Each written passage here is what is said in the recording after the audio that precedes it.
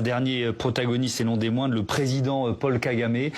Nicolas Normand, quelles sont ses motivations profondes? Est-ce que justement il veut aller jusqu'à la capitale de la RDC? Cette question est importante. C'est l'acteur principal puisque c'est lui qui a déclenché le conflit, c'est lui qui a envahi le Congo-RDC. Ses motivations, c'est de revoir, à mon avis, d'une manière ou d'une autre, les frontières établies par la conférence de Berlin en 1885.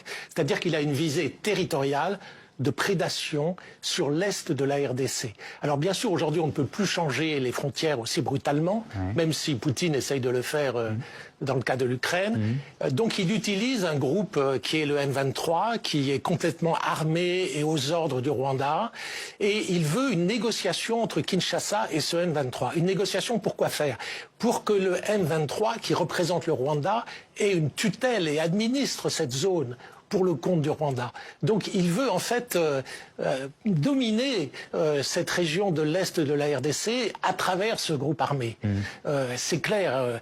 Et alors il met en avant des objectifs totalement mensongers qui sont la défense des Tutsis.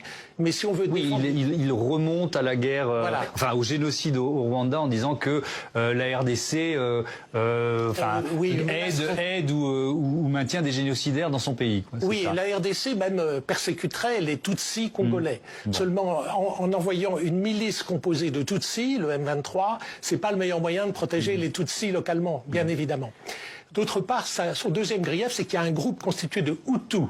Les Hutus, c'était les génocidaires en 94. Une partie de ces génocidaires se sont réfugiés au Congo en 94.